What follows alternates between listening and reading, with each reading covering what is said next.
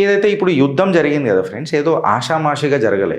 సంవత్సరాల పాటు, నెలల పాటు, అట్లీస్ట్ రోజుల పాటు. ఎన్ని రోజులు అన్నది ఇక మనకు తెలియదు కానీ రోజుల పాటు జబర్దస్త్ ప్లానింగ్ జరిగింది. అండ్ ఇజ్రాయెల్ కంప్లీట్గా ఒక డ్రైవర్ సీట్లో కూర్చొని దీన్ని నడిపింది. ఇన్ఫ్యాక్ట్ చెప్పాలనంటే కో డ్రైవర్ సీట్లో అమెరికా కూర్చున్నది తప్ప డ్రైవర్ సీట్లో కంప్లీట్గా కూర్చున్నదంతా ఇజ్రాయెలే. ఇజ్రాయెల్ ఇంత సక్సెస్ఫుల్ కావడానికి కారణం ఏంటంటే కొన్ని రోజుల ముందో, కొన్ని నెలల ముందో, కొన్ని సంవత్సరాల ముందో ఇరాన్లో ఉన్న సీసీ కెమెరాలు మొత్తము హ్యాక్ చేసి పడేసింది, ఎస్పెషల్లీ తెహరాన్లో.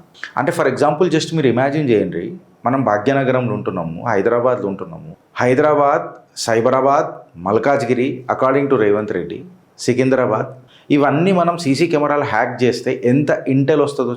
ఎవడెవడు ఏడ దాచుకున్నాడో ఆ త్వరలకి గుంజి కొట్టడం పెద్ద ఇబ్బందికరంగా ఉంటుందా?